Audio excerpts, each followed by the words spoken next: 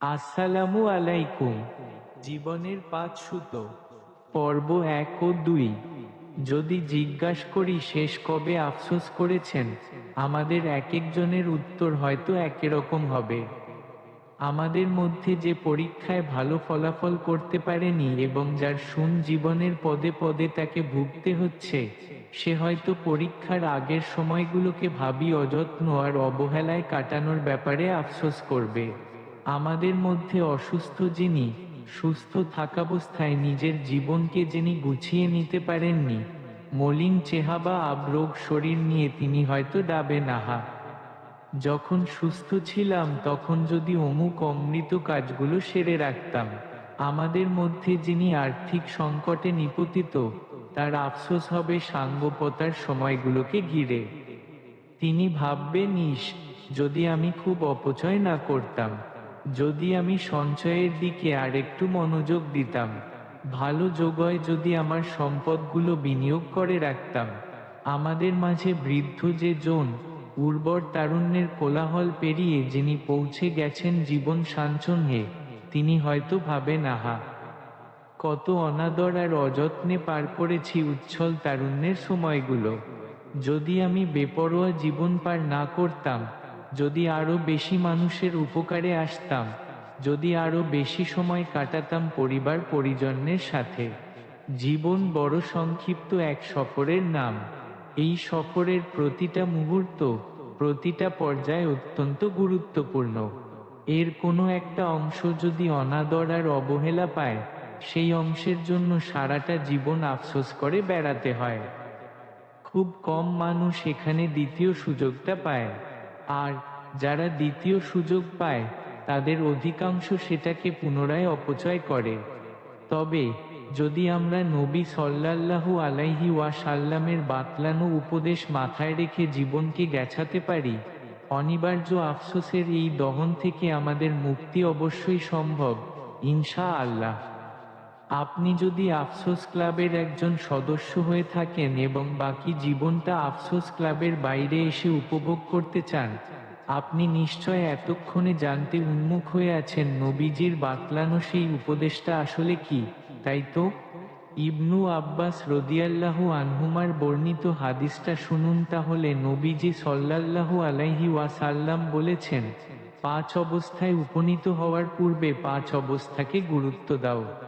তোমার বার্ধক্যের আগে তোমার তারুণ্যকে, অসুস্থতার আগে সুস্থতাকে, দরিদ্রতার পূর্বে সচ্ছলতাকে, ব্যস্ততার পূর্বে অবসরকে এবং মৃত্যুর পূর্বে জীবনকে। হাকিম আল মুসতাদরাক ৮০৫৮, বাইহাকি শুআবুল ঈমান ১০২৪৮। আমার ধারণা উদাসীন একজন মানুষের গোটা জীবনকে সজোরে একটা ধাক্কা দেওয়ার জন্য এর চেয়ে চমৎকার, উপকারী, সংক্ষিপ্ত এবং কৌতূহলোদ্দীপক কথা আর কিছু হতে পারে না। অবহেলায় পার হওয়া যেকোনো জীবনের জন্য ঠিক যতখানি রিমাইন্ডার জরুরি, নবীজি সাল্লাল্লাহু আলাইহি ওয়াসাল্লামের এই হাদিসে ঠিক ততটুকুই বিদ্যমান। কোনো বাহুল্য নেই, অযাচিত কোনো আলাপ নেই। এই হাদিসে নবীজি সাল্লাল্লাহু আলাইহি ওয়াসাল্লাম শুরুতে তারুণ্য আর বৃদ্ধাবস্থার কথা তুলে ধরেছে। একজন মানুষ জীবনে আল্লাহ সুবহানাহু ওয়া তাআলার কাছ থেকে বড় যে কয়েকটা নিয়ামত লাভ করে, তারুণ্য তার মধ্যে অন্যতম। এটা এমন একটা সময় যখন চোখে লেপ্টে থাকে বাহারি রঙিন চশমা, আর সেই চশমার ভেতর দিয়ে পুরো দুনিয়াকে মনে হয় খেলনার বস্তু। চারপাশকে জয় করবার, ভেঙে চুরমার করে দেওয়ার আর উল্টে পাল্টে দেওয়ার অদম্য নেশার জীবন হলো তারুণ্য। যুবকদের হৃদয় থাকে প্রাণের প্রাচুর্য, আর সেই প্রাচুর্যকে বেপরোয়া হতে দিলে তা যেমন ধ্বংস ডেকে আনে, অন্যদিকে যদি সেই প্রাচুর্যকে ব্যবহার করা যায় সঠিকভাবে আর সঠিক খাতে, তাহলে জীবনকে ধাবিত করা যায় প্রভূত কল্যাণের পথে। একজন বৃদ্ধ লোককে যদি জিজ্ঞেস করা হয় নিজের তারুণ্য ফিরে পেলে তিনি কি করতে চান, আমার ধারণা তার জবাব হবে মূলত অতীতের ভুলগুলো থেকে নিজেকে মুক্ত করা। তরুণ বয়সেই আমরা বেশিরভাগ ভুলগুলো করি। তবে যেহেতু দুনিয়ার আজব রঙিন চশমা চোখে লেপ্টে থাকে, তাই সেগুলাকে ভুল বলে স্বীকার করতে আমাদের থাকে হাজারো আপত্তি। উর্বর তারুণ্য হলো জীবনের বসন্তকাল। এই বসন্ত সময়কে যদি সঠিকভাবে কাজে না লাগানো যায়, সেটা খাখা করা চৈত্রের দুপুরে পরিণত হতে বাধ্য। যুবক জীবন সর্বদাই একটা ঝুঁকির জীবন। পথ হারানোর ঝুঁকি, ধ্বংসের পথে বিলীন হওয়ার ভয়। সভ্যতা বিনষ্টকারীদের প্রথম লক্ষ্যবস্তুতে থাকে যে কোনো যুগ, কাল ও সম্প্রদায়ের তরুণেরা। সেটা যে কোনো কাল, যে কোনো সময়ের বেলাতেই সত্য। আজকের ভ্রষ্ট দুনিয়ার নির্মিত তথাকথিত সভ্যতার দিকে তাকিয়ে দেখুন, যুবকদের চরিত্র হননের হেন কোনো পন্থা নেই যা তারা রঙ্গমঞ্চে হাজির করেনি। আধুনিক জামানা যেন সেই পালে যোগ করেছে অনিশেষ হাওয়া। আজকের টিভি, বিজ্ঞাপনের বিলবোর্ড, মোবাইল কোথায় অসভ্যতা আর অশ্লীলতা প্রবেশ করেনি? যদিও বৃদ্ধ আর কিশোরেরাও এর ছোবল থেকে মুক্ত নয়, কিন্তু এই ভ্রষ্টতার প্রধান টার্গেট সমাজের তরুণ, যাদেরকে ঘায়েল করা গেলে ভেঙে দেওয়া যায় যে কোনো অগ্রগতি। মুসলিম যুবকদের অধঃপতন আজকাল নিশ্চিত পরিণতির মতো সম্মুখে হাজির হয়েছে। নানান এজেন্ডা আর প্রোপাগান্ডায় বিভ্রান্ত হয়ে বিশাল সংখ্যক মুসলিম তরুণ আজ নিজেদের ঈমান হারানোর দ্বারপ্রান্তে দাঁড়িয়ে। কেউ কেউ তো ধর্মবিচ্যুতির পথেও পা বাড়িয়ে দেয়। একজন আদর্শ মুসলিম তরুণের জীবন যেমন হওয়া উচিত, তার ছিটেফোঁটা ধারণাও আমাদের অধিকাংশ তরুণের মাঝে দেখা যায় না। জীবনপদ্ধতি দেখে তাদেরকে অন্যদের চেয়ে আলাদা করা যায় না, অথচ একজন মুসলমান তরুণ হবে ঈমানে বলিয়ান, আমলে ভরপুর হবে যার জীবন। সত্য আর ন্যায়ের পথে দীপ্ত শিখার মতো হবে যার অবস্থান। সুস্থ আর সুন্দর সমাজ বিনির্মাণে সে হবে অগ্রগামী, সে হবে অনুকরণযোগ্য। কিন্তু কি দুর্ভাগ্য, আমাদের তরুণদের জীবন দেখলে আজ বোঝার উপায় থাকে না যে সভ্যতার গতিপথ পাল্টে দেওয়া মুহাম্মদ সাল্লাল্লাহু আলাইহি ওয়াসাল্লাম তাদের নবী এবং কুরআন তাদের জন্য আসা ঐশী গ্রন্থ। জীবনের এই যে অধঃপতন, অধিকাংশ সময়ে এর সূত্রপাত হয় যুবক বয়সে, এবং যার বোঝা বয়ে বেড়াতে হয় বৃদ্ধাবস্থার করুণ কালেও। যুবক বয়সে যদি একজন তরুণ নিজের জীবনের গতিপথ ঠিক করে নিতে পারে, জীবনের সিদ্ধান্তগুলোকে যদি এমনভাবে নিতে পারে যা তার দুনিয়া আর আখিরাত দুটোকেই আলোময় করবে, তবেই সফলতা।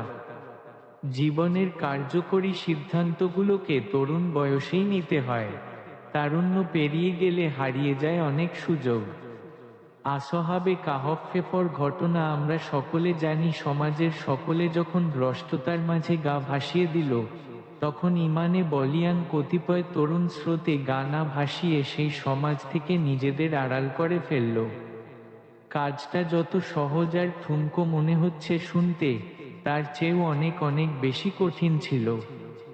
আস্ত একটা সমাজের সাথে বিদ্রোহ ঘোষণা করে, সমাজপতিদের রক্তচক্ষুকে উপেক্ষা করে নিজেদের ঈমানে অটুট থাকা নিঃসন্দেহে শ্রেষ্ঠতম জিহাদ।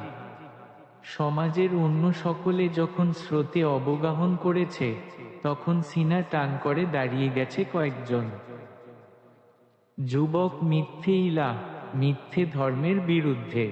তারপরের ঘটনাও তো আমরা জানি। আল্লাহ সুবহানাহু ওয়া তাআলা কত চমৎকার উপায়ে তাদের নিরাপত্তা দিয়েছেন। শতাধিক বছরের জন্য তাদেরকে তিনি ঘুম পাড়িয়ে রাখেন। সমাজের সকল কলুষতা, ভ্রষ্টতা আর বিকৃতি থেকে তিনি তাদেরকে এমন নিরাপত্তা দান করেছেন যা কল্পনাতীত। আসহাবে কাহফের ঘটনা জানতে দেখুন সূরা কাহফ আয়াত 10 থেকে 25। যুবক বয়সটাকে কাজে লাগাতে পারতে হবে এবং গড়তে হবে অনুকরণীয় এক জীবন। ঈমান, কাজ আর চিন্তার জায়গাটাকে রাখতে হবে পরিশুদ্ধ।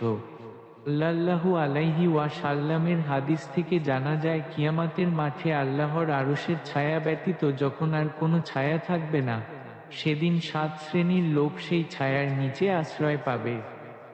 সেই 7 শ্রেণীর লোকের মাঝে একটা শ্রেণী হলো সে সকল যুবক আর যুবতী যারা তাদের যৌবনকে আল্লাহর ইবাদত বন্দেগীতে ব্যয় করেছে।